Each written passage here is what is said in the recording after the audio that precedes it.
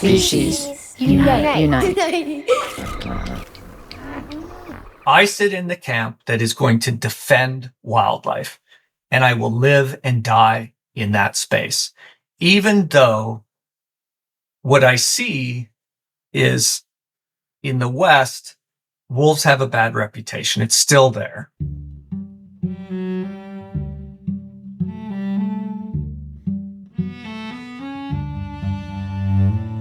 Hi, I'm Elizabeth Novogratz. This is Species Unite. What if we could understand wolves? How they communicate, what they might be saying.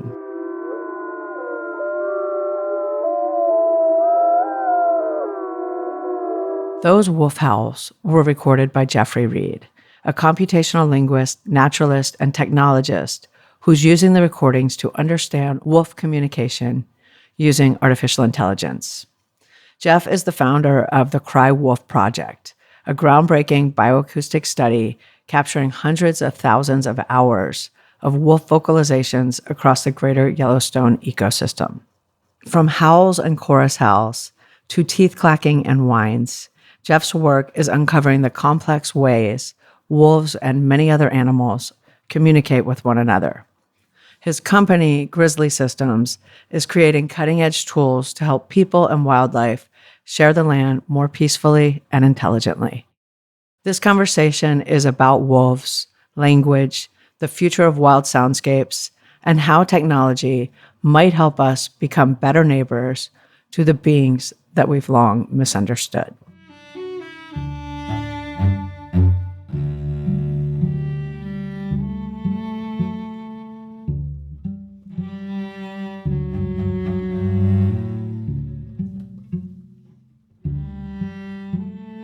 Hi, Jeff. Thank you so much for doing this today. It's really cool that you're here. Thank you. It's fun to be here and learn about you. I saw your TED Talk, and it's awesome. And I had no idea this was going on, the Cry Wolf Project. So why don't we start there? Like, how did this all start?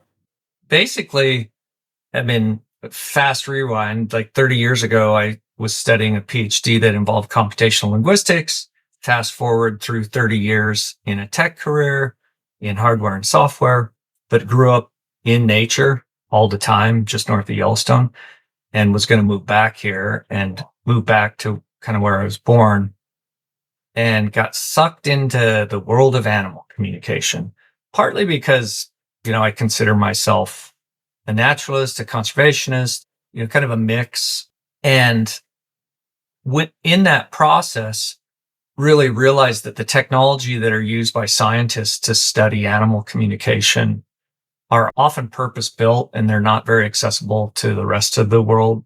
So I just kind of hit up the Park Service and said, I know you do bioacoustics every now and then. Is there any way I can help?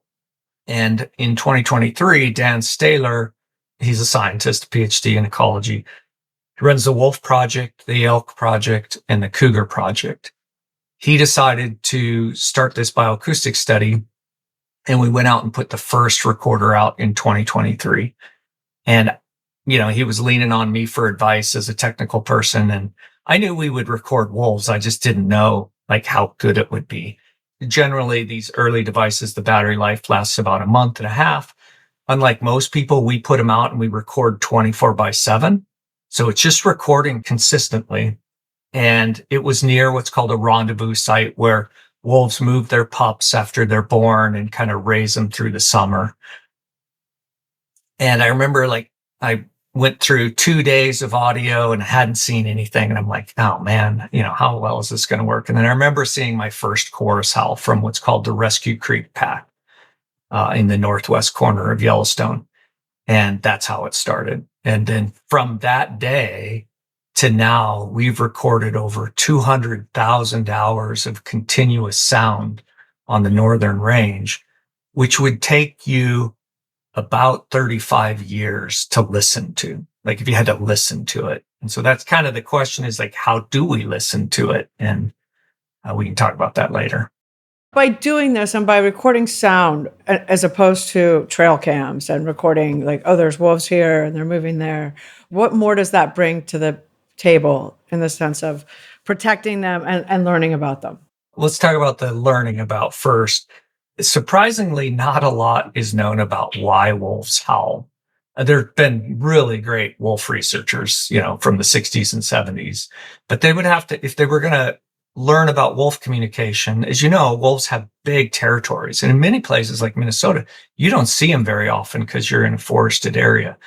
And Yellowstone has trail cams out. They have a lot of them, but you're kind of occasionally picking up a wolf coming by, but it's pretty fast pass through and you're not observing a whole lot of behavior. But sound can be picked up with wolves from up to 6 to 8 kilometers away. I've recorded them from 8 kilometers away. I've observed them hear their pack mates from 10 kilometers away when I couldn't even hear the pack mates, but they could. And so like Dave Meach, who studied wolves on Ellesmere, where you could get very close to them, he did experiments where he would, drive out on his four-wheeler and he would howl and someone would be back at the den and they would watch whether the wolves looked towards where he was.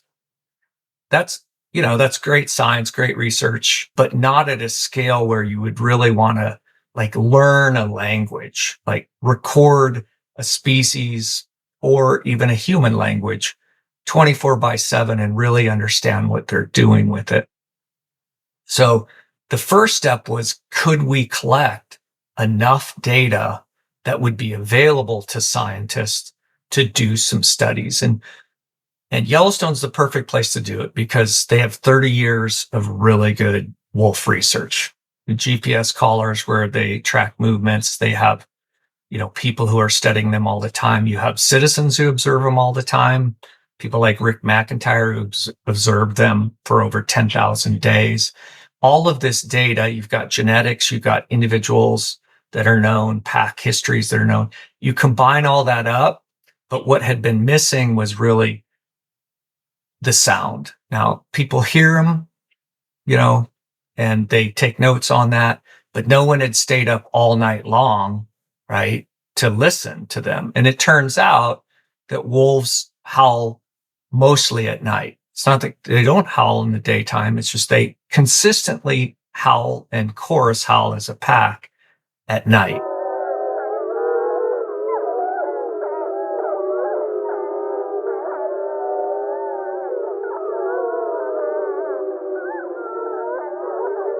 And then generally speaking, in the breeding season, they start to howl more in the daytime. So unless you put out those recorders recording 24/7, you weren't going to get to that very simple information, but it kind of shows you how little we knew, even though we knew a lot about wolves. Not as much as one would think. It's not like you're going to walk up to them either and hold out a mic and record them. So the parks put some bioacoustic devices on the wolves that record them as individuals. And then there are these static recorders out there that are picking up their vocalizations all of the time. So now they're building this data set that, I'll be dead by the time all of the PhDs are written based on this data. What's some of the learning that's happened so far? Just about why they howl? Yeah, a couple of examples. Is they howl a lot at night. They chorus howl a lot at night. Another example is packs live in territories, but they don't always stay within that territory. They move outside of that territory. And in Yellowstone, on the northern range, there's basically 4 packs who border one another, and then some other packs come into those territories. Well, your territory is generally speaking where you have your den site and you kind of occupy that, and there's prey there that you hunt. But wolves will wander into your territory and other packs will wander in your territory. And the number one cause of death of a wolf in Yellowstone are other wolves. That's inside the park. Outside the park, the number one cause of death of a wolf is humans. But inside the park, it's other wolves. So if you're howling to your pack mates, you're also revealing your location to someone who might kill you. Well, one thing we've noticed is as those packs move into another pack's territory, the rate at which the occupying territory pack. You can kind of think of it as two political parties. One political party comes into a convention of another, and the territory of the pack, they will vocalize a lot. They'll raise their voices, so to speak. You'll still have the other party speak up, the other pack, but it's the territorial pack that really tries to emphasize that this is our territory. And generally speaking, you think of that as a smart tactic to not get into a war. It's like, here we are. Okay, let's decide. Okay, yeah, let's go on our way and live another day. So that's another example. There's examples from the individual wolves that have sound coming off of them where they vocalize a lot. I'm a linguist by background, and if you compare how much we talk as people, which we think we talk a lot, which we do, we're a species that talks a lot. But if you add up just the number, the amount of hours in a day that we talk, and you compare it to how much a wolf vocalizes, especially this particular wolf that was part of its pack, she ended up vocalizing about half as much as a typical American, speaks in a given day. And so it's just a good example of animals are communicating a lot more than we think. They don't communicate like us per se, but they are vocalizing a lot. And so that was just another good insight. Most people want to know, like, can they talk? What are the words they're saying? And we're getting at some of those. We've found at least 5 different vocalizations that have different functions. Linguists and ecologists are always wary of saying meaning, like they have meaning. I don't really worry about those debates, especially as a linguist. I know that linguists don't even really do a good job of defining what meaning is in language. So those are some of the things, but there's a lot more. But when you say they have like 5 vocalizations that we know, or that we know what they mean, it's not howls. They do all sorts of other kinds of vocalizations. Yeah. I was referring in that case to they have 5 different types of howls. Oh, okay. But they have over 30 different call types. The common one that we all know is the bark, because our dogs do it. But wolves bark a lot less than dogs do. And most dogs, some dogs howl, but most dogs howl a lot less than wolves do. One hypothesis is that we have taken dogs from their pack structure, and we have incented them to bark, especially 5,000 years ago when you had, your, what we call a proto dog. It wasn't Fido, like laying around waiting to be fed. They would bark, right? And that was good. If you wanted to know that a grizzly bear or a cave bear was coming by, you wanted those dogs to bark. And so you would reward that behavior. You would encourage that behavior. Whereas howling is directed to each other, right?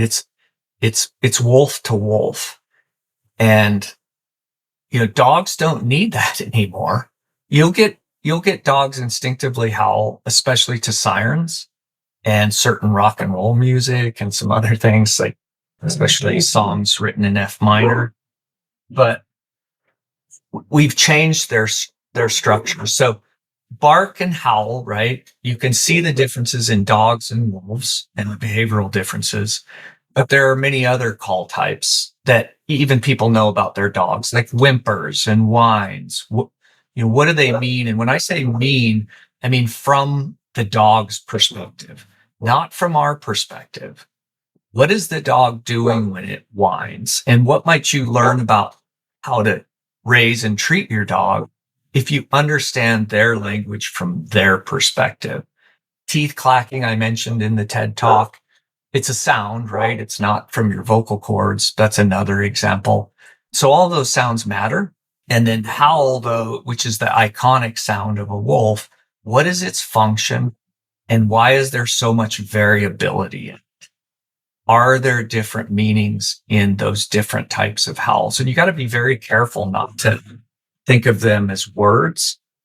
They might be words, they might not be words, they might be phonemes, they might be sentences with lots of little words in them, they might be none of that. And those are some of the things we're trying to unravel. But back to the original point, there are 5 types of howls that we're seeing different behavioral responses to in wolves. What are the behavioral responses? Often you'll hear I call a flat howl, where it starts at one pitch and kind of ends roughly at that same pitch, but it's mostly flat. It slightly raises and declines. And then there's another type of howl that rapidly rises in pitch and then drops back down. And I sent you a couple examples that you can play those. I will.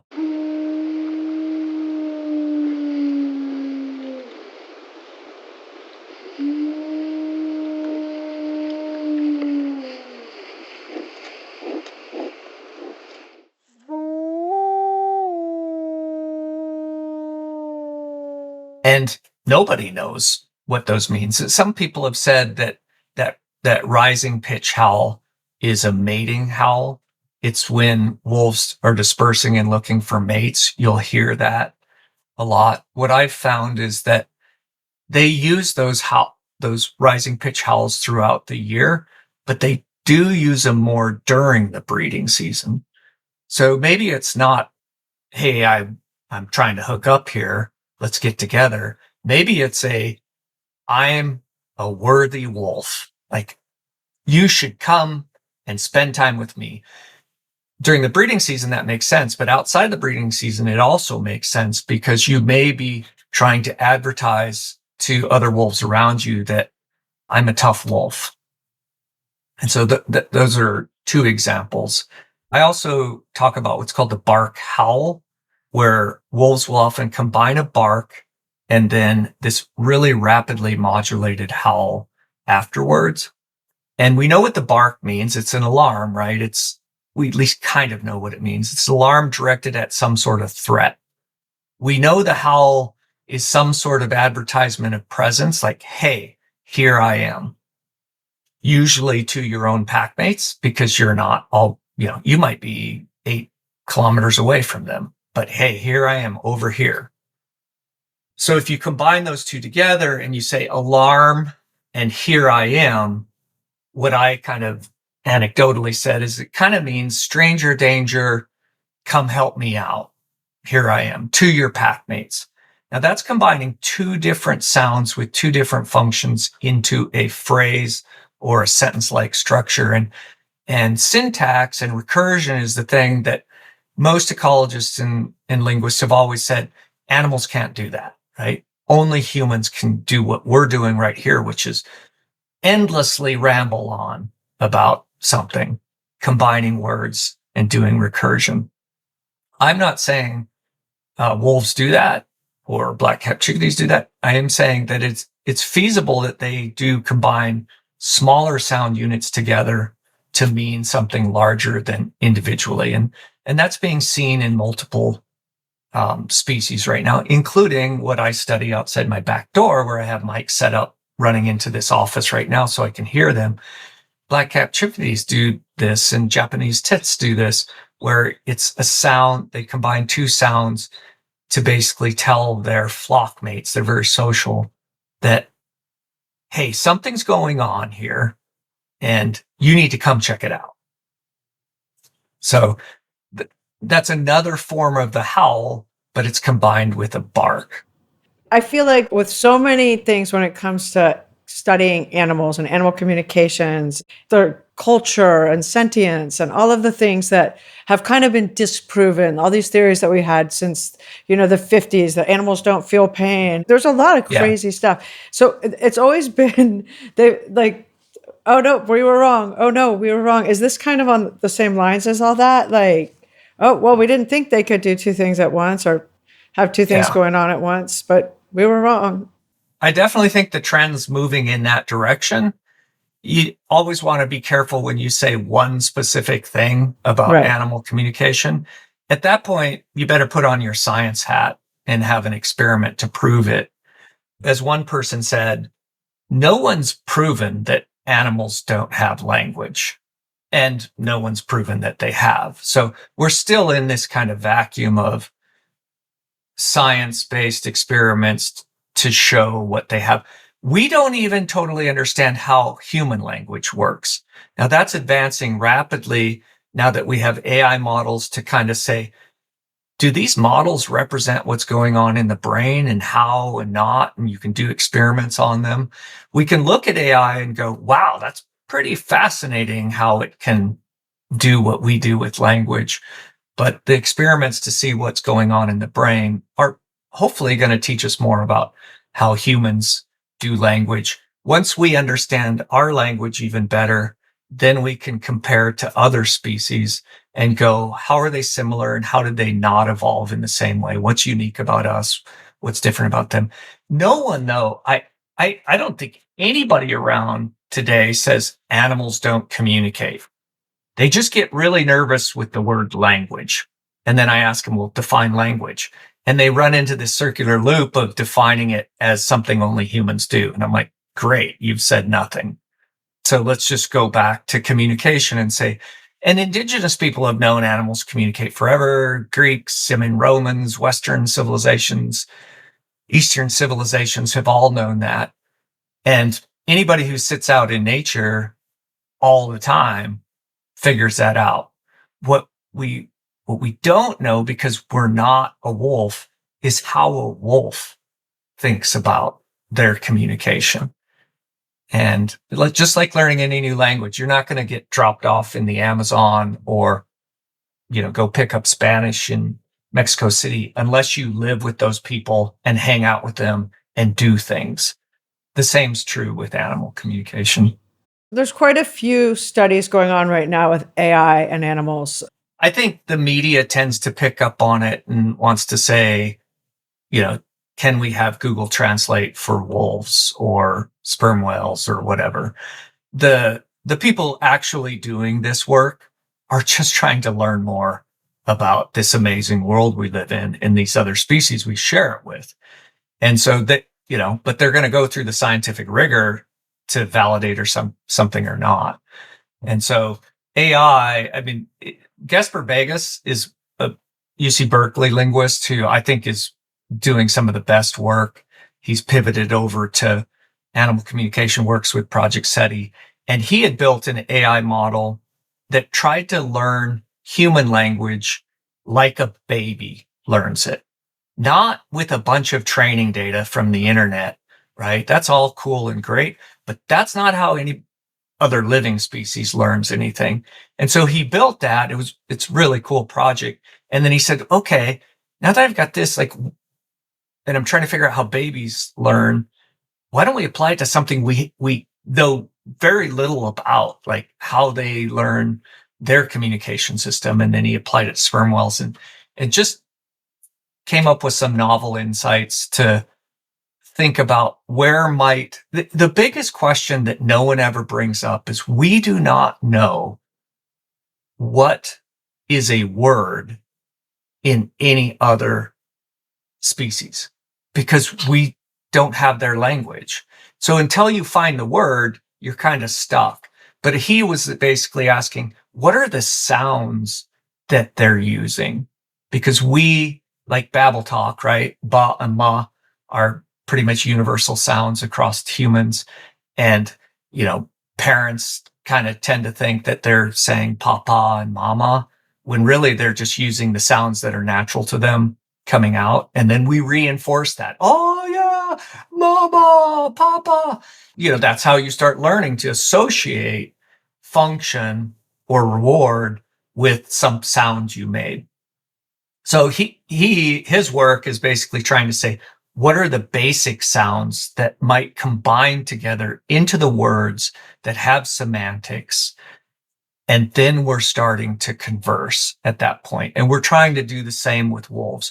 Where in the howl are the phonemes that they learn over time? And what we've seen with pups, with wolf pups, is they start their howl very high in pitch and they drop it off.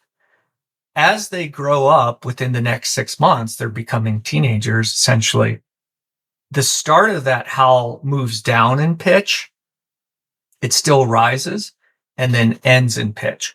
As they age, I've noticed at least with 5 different wolves, their howl starts to flatten. And so is that a process of learning how to make a howl, basically? What are the basic sound units? And those are, some of the things we, followed Project SETI and Earth Species and others who are working on this stuff using AI to find what are the phonemes that might make the words. If we find the words, then we're kind of off to the races. I understand how this can greatly benefit wolves, but can it also really harm them in the sense of if it's in the wrong hands, people being able to find them much easier, poachers? Yeah, of course. There are tons of ethical questions here.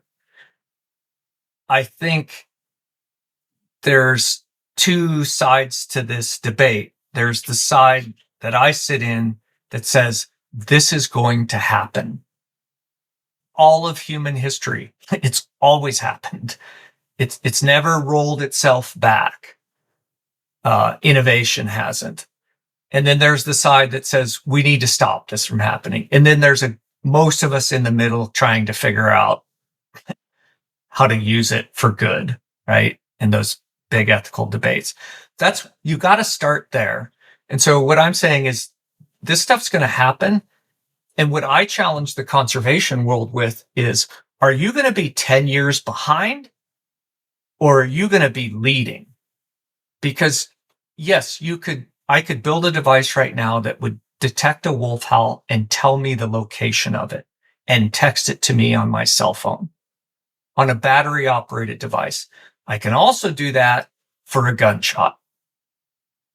And so we will end up into this sort of war where both sides will have technology they can use. And then the moral questions, the ethical questions really come down to and that's why I ended my TED talk with all of those questions aside is, do we want wild in the world anymore? Because it's gotten down to 6% of terrestrial mammals are now wild.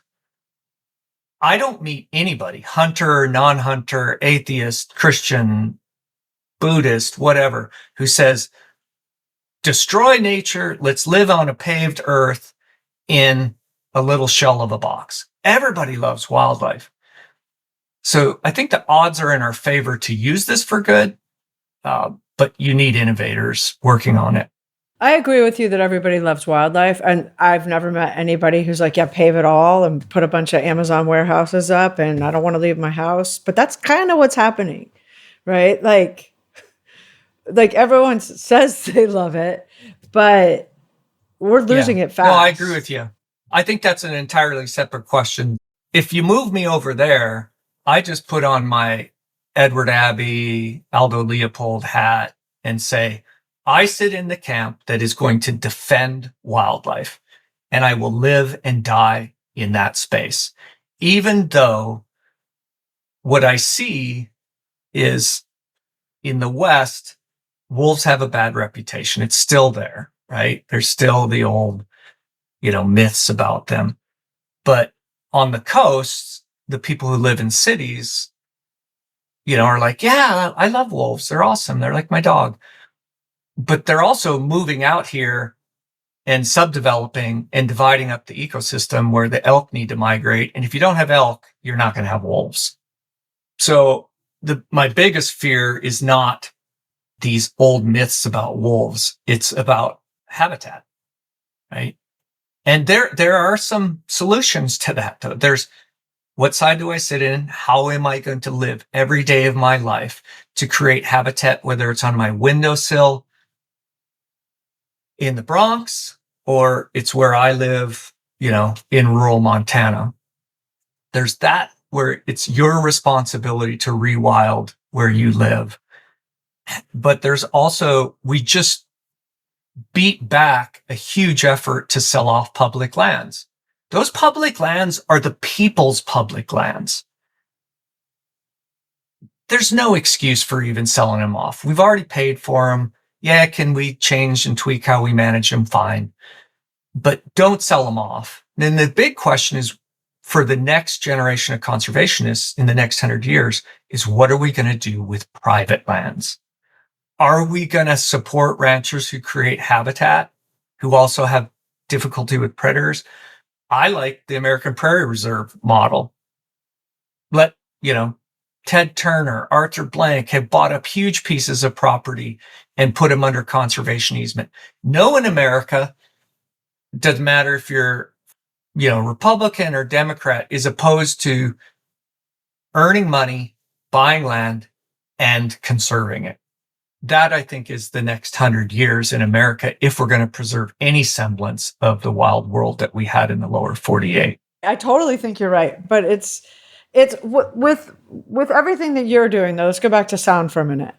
With everything that you're doing, because there's a lot of resistance. There's a lot of resistance in the West to coexistence programs that have been like some that really work. Yeah. Is there ways to use this for coexistence to make it a little smoother for wolves?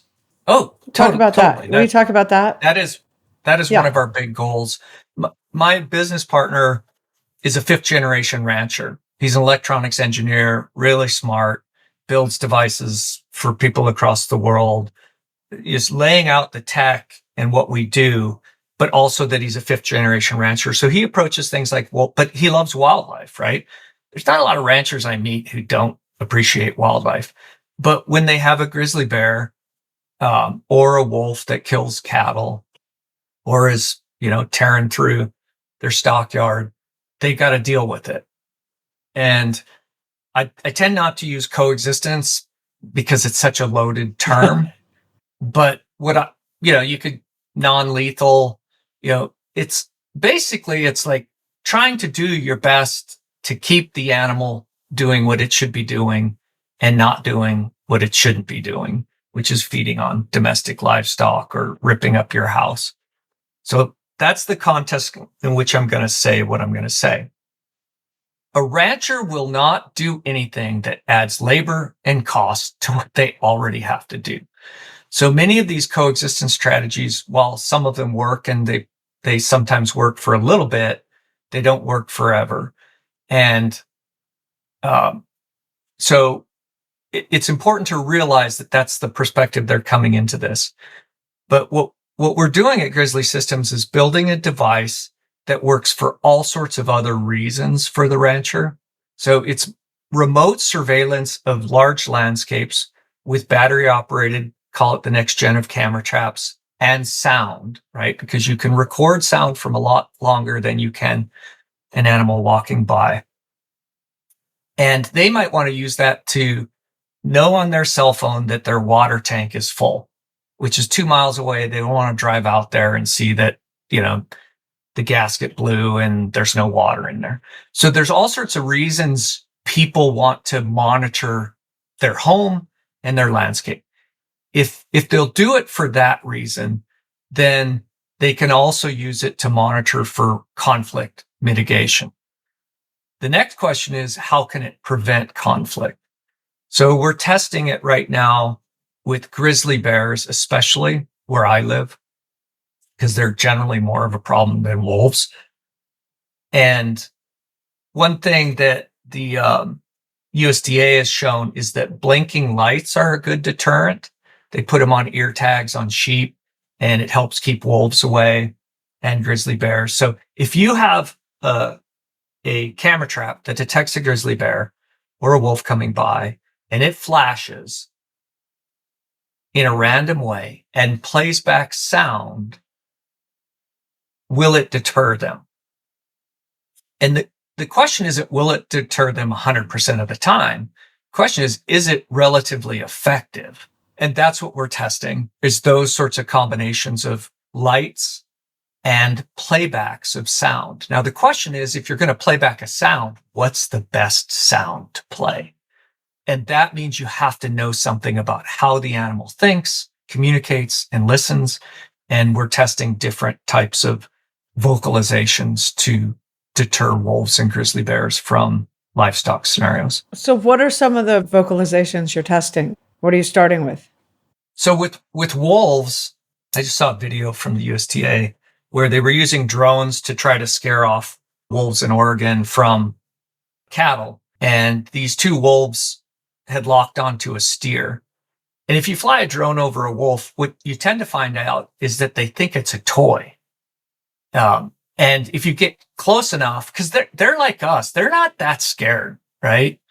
And they'll jump up at it, try to get it. And that's not really, hazing. But if you play a human talking on that drone, they are gone. And they're seeing some effect like that. So the first thing I'd tell you to play is a human talking. The next I would say is a car driving up, a gunshot, a chopper, an airplane, those sorts of things. But we're also experimenting with what wolf sounds would you play? And so what you don't want to do is lure them in, like play a howl and they're like, oh yeah, that's someone I want to go meet and hang around with. But we also know that wolves kill other wolves and they know that, right? So what are the sorts of sounds that maybe it's a bark howl? Maybe a bark howl is going to keep them away. What I think and what I've barely seen, right? I'm not going to say this is proven, is that if you take a large chorus howl of wolves, let's say a pack that's 20 wolves, and you have a chorus howl of them, and they're from an area that the wolves that you're having problems with, they never met, right? They never heard each other. And you play that chorus howl, those wolves are going to take notice. They're going to go, wow, because we've already learned that wolves can count and estimate the number of wolves howling in a rival pack. Stop for a sec. How do we know that? How do you know that? Over 200 examples where we know wolves from one pack in Yellowstone will be in the vicinity of another pack. They can't see each other. One pack is howling, another pack is howling. The wolves that know that they're outnumbered will often leave the area. If they're not outnumbered, they often approach that rival pack. So if they can estimate the number of wolves in a rival pack and you're trying to keep them away, play a pack that's really large, play a chorus howl from a pack that's really large and that they don't know. And so those are some of the experiments we're going to be testing this fall to see what level of a turn it is. Now, my guess is that what you would play back. So let's say I had 5 recorders covering a ranch, 5 of our Grizz cams. And yeah, they can pick up wolves walking by, but they can hear them from a lot longer away. So I'm covering this ranch land. I hear a wolf. It's in the territory. And now I randomly play back these different sounds. I play a car driving up. I play people getting out, talking really loud. I play a gunshot. I play a wolf pack, right? All of these different things from different locations in a natural sort of way. Now, what a lot of people used to play are firecrackers and AC/DC. Now, those are associated to humans, so that might deter them away, but let's be a little smart about it. Don't just put it on the ranchers to solve these problems. Let's give them devices that are useful to them for their ranch operations. And on top of that, they get, to deal with livestock mitigation. And maybe the NGOs and the nonprofits in the tourism economy wants to help fund that. Yeah. Maybe that's our way to help them out. Yeah. Hopefully that made sense. No, that totally makes sense. And I would hope that all those that you just listed do want to help fund that, especially the tourism economy, because so many people go to Yellowstone every year and they want the chance of seeing a wolf or a grizzly bear or, Yeah. Well, in my neck of the woods, it's a $500 million industry. We're much bigger than ranching in my neck of the woods, which is why when there are political wars over wolves, the tourism economy generally wins because it's a capitalistic system. Sure. But outside of this area, it's not true. What I would say to the NGOs who want to help ranchers is it's not just about putting flagery out, and all these other things, because that's labor, right? It's work. It's, can we do things that benefit them in other ways? Right. Well, it's also money, and margins are small, right? Definitely don't ask them to spend more. So there is that part of it. You'll find ranchers who want to promote coexistence. They love wildlife. They'll take your money, maybe have you do the labor if you know how to do it, and do flaggery and other sorts of things. But I'm saying make it even better than that for them. Make it part of their operations. I can foresee, God forbid, I hate drones. And if someone flies it over my house, I'll shoot it. But drones will be more and more used in large ranches for certain use cases, to haze, to maybe just go check, fly over, see how things are. But the battery lives aren't that great, and they get expensive if they are. So what we're trying to do is on-ground battery-powered devices for monitoring a landscape, when paired with drones, might be able to do real-time deterrence, but also real-time checking up on your herd. Where are they? Where do they wand off to graze? So conservation tech needs to pivot towards something that's of value that people would pay for in the first place. Right. And what's the reaction to all this stuff in the immediate? I know ranchers who have signed up for some of the work we're doing. We focus primarily on the greater Yellowstone right now because that's where we're based, and this is new tech. But like I said, if you give a rancher a tool that helps their operations, they're all ears. Now you got to prove it, right? They're not stupid. They're not like, it's got to work, right? And Silicon Valley is great at building products for humans. They're terrible at building products for wildlife. They're awful at it. In fact, that's the morality I challenge. If you really want this wild world to be, we talk about, climate change all the time because it's our lives at risk. But, we don't lead with, what is my AI data center going to do to the wildlife that I'm going to raise out of the area? Okay, fine. I get it. We're humans. We're an economy. We have to live. Give back. Start giving back. I'm done with it. 30 years in tech. And, I want to see Microsoft, Google, Facebook, or Meta, Amazon. I want to see them to start to give back to wildlife. And that means money, and it means innovation for that species. I think it's 100% true. Absolutely. So will you talk? So you have a book coming out next year.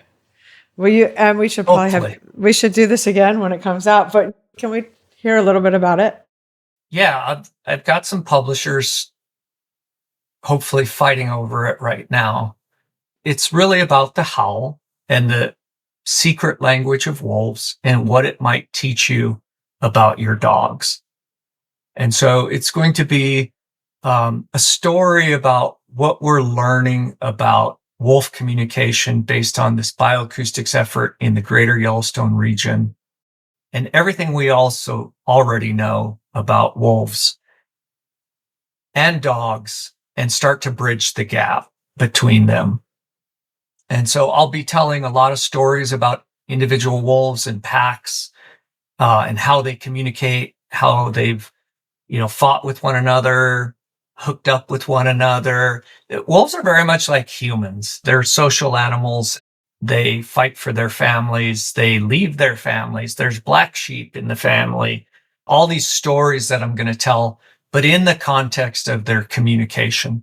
And then I'm going to play the actual sounds. That's what, you miss from a written book. We'll probably have QR codes in there. So for those people who like to turn pages like me, you can just point your phone at it and I'll tell a story, and then you'll hear that sound, the actual sound. And then, that's kind of how the book's going to flow. And hopefully the audiobook is even better because we'll have more sounds packed in there. And then we're just going to, I'm just going to challenge you to think about your dog, because you can practice these skills if you have a pet. When I started to really focus on them, I started to listen. Now I hear sounds they make all the time that cue me to them and help me interact with them. I'm very excited about this book. Thank you so much, Jeff, Thank for you doing for this. calling it out. This was Yeah. awesome today. It was really cool. Appreciate it. Thank you so much.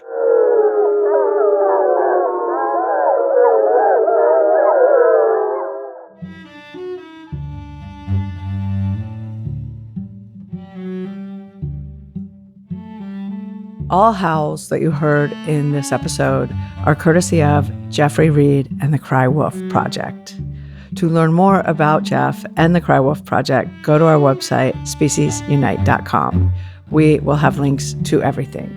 We are on Facebook, Instagram, and TikTok at Species Unite. If you have a spare moment and could do us a favor, please subscribe, rate, review on Apple Podcasts or wherever you listen to podcasts. It really helps people find the show. I would like to thank everyone at Species Unite, including Gary Knudsen, Caitlin Pierce, Amy Jones, Paul Healy, Santina Polke-Link, Bethany Jones, Hannah Gabrielson, and Anna Kolner, who wrote and performed today's music. Thank you for listening. Have a wonderful day.